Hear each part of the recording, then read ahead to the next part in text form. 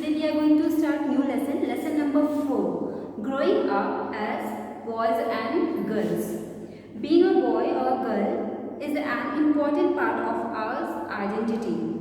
The society we grow up in teaches us what kind of behavior is acceptable for girls and boys, what boys and girls can or cannot do.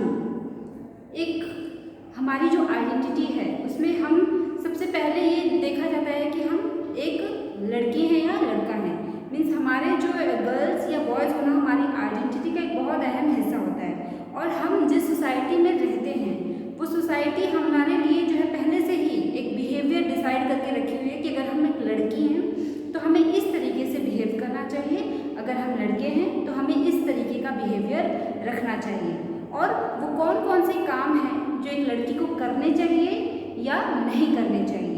Means कौन कौन से वो काम हैं जो एक लड़की को करने चाहिए कंपल्सरी, और वो कौन कौन से काम हैं जो लड़की नहीं कर सकती या उसे नहीं करना चाहिए। इसी तरीके से लड़के के लिए भी प्री डिसाइडेड है कि कौन कौन से काम हैं जो लड़कों को करना चाहिए, ये लड़कों के काम हैं, और कौन कौन से काम हैं जो लड़कों को नहीं करना चाहिए। तो हमारी सोसाइटी ने ये पहले से ही डिसाइड कर रखा है कि कुछ काम ऐसे हैं जो लड़कियों के द्वारा किए जाने चाहिए और कुछ काम ऐसे हैं जो लड़कों के द्वारा किए जाने चाहिए। We often grow up thinking that these things are exactly the same everywhere, but do all society look at boys and girls in the same way?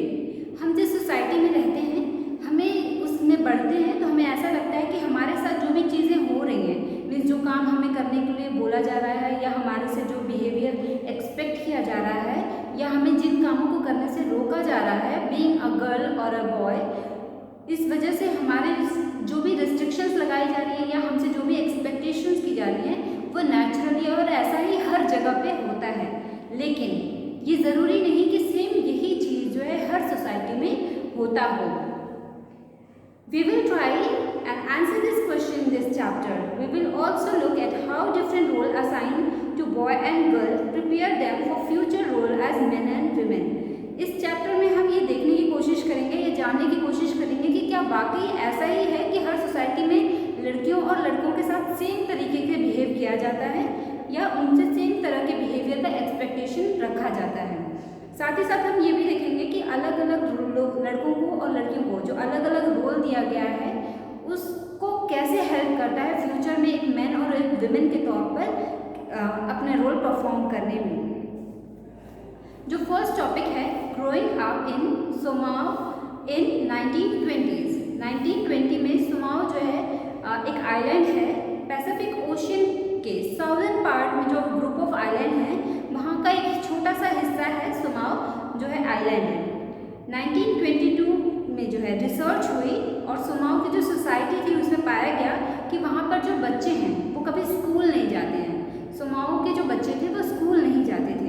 They learn many things such as how to take care of children or do household work from older children and from adults. वो बच्चे school नहीं जाते थे, वो बच्चे घर पर ही अपने जो बड़े भाई बहन होते थे, अपने से बड़े बच्चे होते थे उनसे या अपने जो एडल्ट्स होते थे घर में उनसे वो सीखते थे घर में ही कि बच्चों की केयर कैसे करनी चाहिए, हाउस होल्ड वर्क कैसे करनी चाहिए। Fishing was very important activity on the island, क्योंकि वो आइलैंड एरिया है तो फिशिंग वहाँ पे बहुत इंपॉर्टेंट एक्टिविटी थी। जो यंग पीपल थे उन्हें फिशिंग का काम जो है करना पड़ता था और फिशिंग करने में जाना पड़ता था। But they learn these thing at different point in their childhood. लेकिन वो ये सारी चीज़ें फिशिंग कैसे की जाती है बचपन में ही सीख लेते थे। As soon as baby could walk, their mother or other adult no longer look after them. वहाँ पर बच्चे जैसे ही चलना शुरू कर देते हैं वैसे ही उनकी मदर या उनके जो बड़े एडल्ट्स हैं घर के वो उनकी टेक केयर करना या उनकी जो है केयर करना बंद कर देते हैं। और उस घर के जो बड़े बच्चे होते हैं जो ओल्डर चिल्ड्रन होते हैं वो अपने छोटे भाई बहन की जो है केयर करना शुरू करते हैं, वो उनकी जो है उन्हें लुक आफ्टर करना शुरू करते हैं। As young as 5 year old took over their responsibility. जब तक वो 5 साल के नहीं हो जाते हैं तब तक वो जो बड़े भाई बहन हैं वो उनकी रिस्पॉन्सिबिलिटी जो है बेयर करते हैं, उनका जो है देखभाल करते हैं। Both boys and girls look after their younger siblings, but by the time a boy was about 9-year-old, he joined the older boy in learning outdoor job like fishing and planting coconuts. जब तक वो 5 साल के नहीं होते हैं तब तक तो उनके जो बड़े भाई बहन हैं, चाहे वो लड़का हो या लड़की, वो उनकी टेक केयर करते हैं। लेकिन जब लड़का जो है 9 साल का हो जाता है तो वो अपने जो एडल्ट भाई बहन होते हैं उनके साथ जो है बाहर जाता है। जो एडल्ट बॉयज़ होते हैं, ओल्डर बॉयज़ होते हैं, उनके साथ वो बाहर जाने लगता है और आउटडोर वर्क जो है सीखने लगता है। मछली कैसे पकड़ना है, कोकोनट कैसे प्लांट करना है, वो सारी चीज़ें वो आउटडोर जाकर सीखने लगता है। Girl have to continue looking after small children और do the errands for adult till they were teenager. जो गर्ल्स होती हैं उन्हें फिर वही, लड़के तो 9 साल के होते हैं तो वो बाहर जाते हैं, लेकिन जो गर्ल्स होती हैं वो अभी भी घर पर ही रहती हैं और अपने छोटे भाई बहनों की तब तक केयर करती हैं जब तक वो टीनेजर्स नहीं हो जाती हैं। जब वो टीनेजर हो जाती हैं, आफ्टर द एज ऑफ 14 और so, girl also went for fishing trip, work in plantation, learn how to weave basket. Girl भी जो है आउटडोर जाती हैं, बाहर जाने लगती हैं, मछली पकड़ना सीखने लगती हैं, कोकोनट प्लांटिंग करना सीखने लगती हैं लड़कों के साथ, और बास्केट बनाना, टोकरियाँ बनाना सीखने लगती हैं। कुकिंग जो है स्पेशल कुकिंग हाउसेस में किया जाता था जहाँ पर बॉयज़ और गर्ल्स दोनों मिलके काम करती थी। ज़्यादातर काम वहाँ पर बॉयज़ ही करते हैं, प्रिपरेशन के काम में हेल्प करती हैं लड़कियाँ वहाँ पर। तो ये तो था समाओं की सिचुएशन। अब इसके अपोजिट जो है मध्य प्रदेश की जो है सिचुएशन बताई गई है। ग्रोइंग अप मेल इन मध्य प्रदेश इन 1960 में मध्य प्रदेश में लड़कियों और लड़कों में किस तरीके से भेदभाव होता था या होता है, वो चीज़ जो है हमें नेक्स्ट टॉपिक में बताई गई है। The following is adapted from an account of experience of being in small town in Madhya Pradesh in 1960। ये जो है आगे जो बताया जा रहा है इंसिडेंट्स या जो भी जो घटना बताई जा रही है वो 1916 की मध्य प्रदेश की जो है घटना है।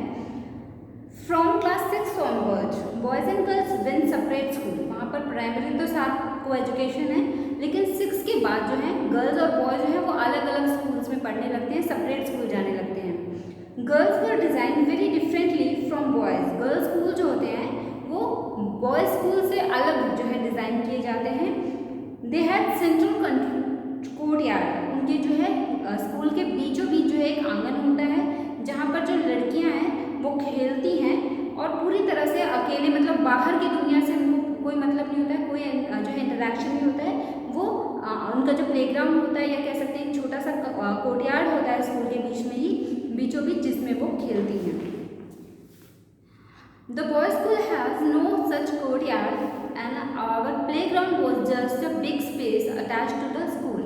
लड़कों के स्कूल में ऐसा नहीं होता है, वहाँ कोर्टयार्ड नहीं होता है, आंगन में वो बच्चे नहीं खेलते, वहाँ पर एक बड़ा सा जो है प्लेग्राउंड होता है जो कि स्कूल से अटैच होता है। Every evening when school was over, boys watched as hundreds of school girls crowded the narrow street। जैसे ही स्कूल ख़त्म होता है तो वहाँ पे क्या नज़ारा होता है कि जो पतली पतली स्ट्रीट्स हैं जो हैं वहाँ पर जो है हंड्रेड्स ऑफ गर्ल्स जो हैं वहाँ पर जो है इकट्ठा हैं। As these girls walk on street they look so purposeful.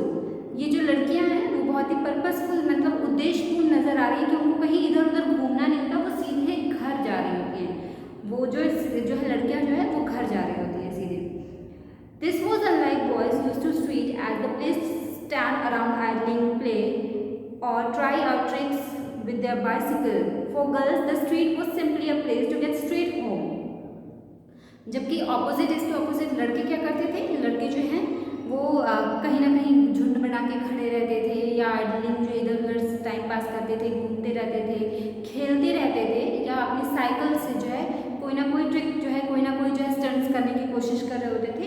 लड़कियों के लिए ऐसा नहीं था। लड़कियों के लिए स्ट्रीट जो थी वो सिर्फ घर पहुंचाने का काम था, वो सीधे स्कूल से घर पहुंचती थी। The girl always went in group. जो गर्ल थी वो हमेशा ग्रुप बनाकर चलती थी, अकेले नहीं जाती थी, क्योंकि उन्हें हो सकता है डर होता था टीजिंग का या फिर जो है अटैक का डर होता है, इस वजह से वो ग्रुप में ही हमेशा जो है आना जाना करती थी। After reading the 2 examples above we realise that there are many different way of growing up. इन दोनों एग्जाम्पल को पढ़ने से हमें क्या पता चलता है कि लड़कियों और लड़कों को ग्रो करने का अलग अलग तरीका होता है। ज़रूरी नहीं कि हमारी सोसाइटी में जो फॉलो किया जा रहा है वही तरीका हर सोसाइटी में फॉलो किया जाता हो।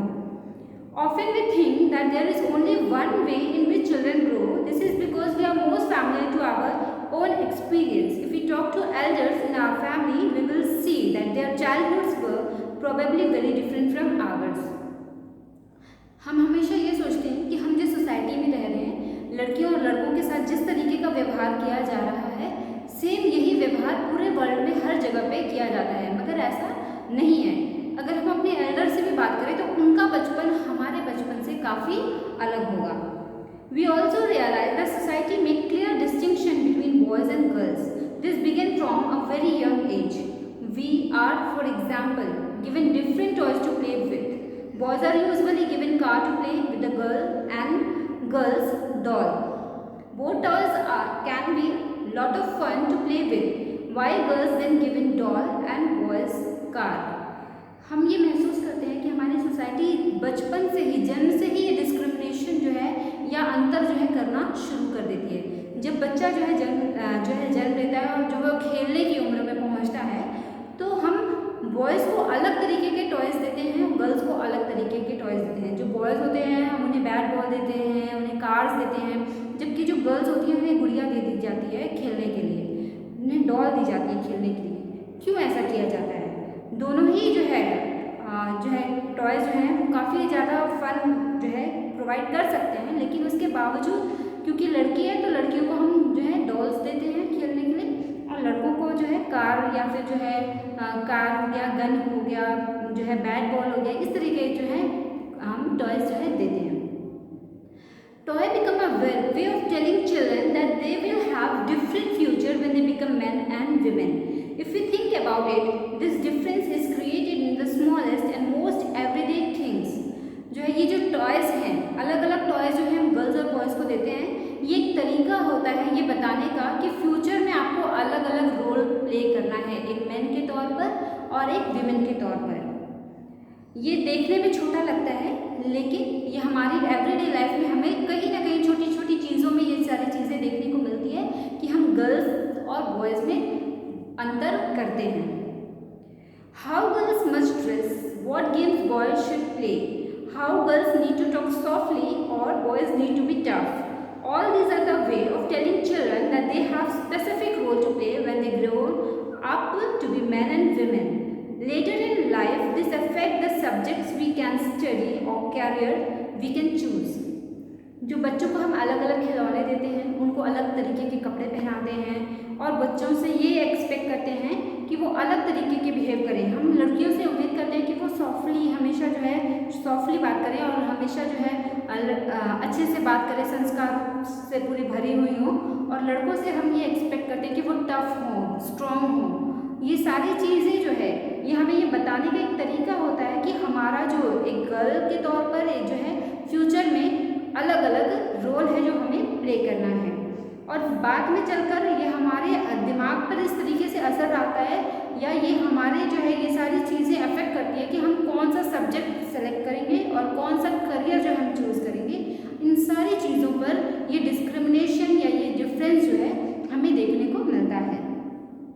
इन most society including our own, role man and women play और the work they do are not valued equally. ज़्यादातर सोसाइटी और खुद इंडिया की अगर बात की जाए तो इंडिया में भी जो role man and women play करते हैं वो एक दूसरे से काफ़ी अलग हैं और उनके काम को इक्वली वैल्यूड नहीं किया जाता या इक्वली इनको जो है इम्पोर्टेंस नहीं दी जाती है। Man and women do not have the same status. Man और वुमेन दोनों को हमारी सोसाइटी में इक्वल स्टेटस नहीं मिला हुआ है, इक्वल दर्जा नहीं मिला हुआ है, या कह सकते हैं इक्वल रिस्पेक्ट नहीं मिलती है। कैसे नहीं मिलती है इसको हम आगे के वीडियो में पढ़ेंगे। नेक्स्ट जो है वीडियो जो है बताया जाएगा कि किस तरीके से जो है मेन और वुमेन्स के जो वर्क हैं उन्हें अलग अलग जो है दर्जा दिया जाता है। That's all in this video. Thank you.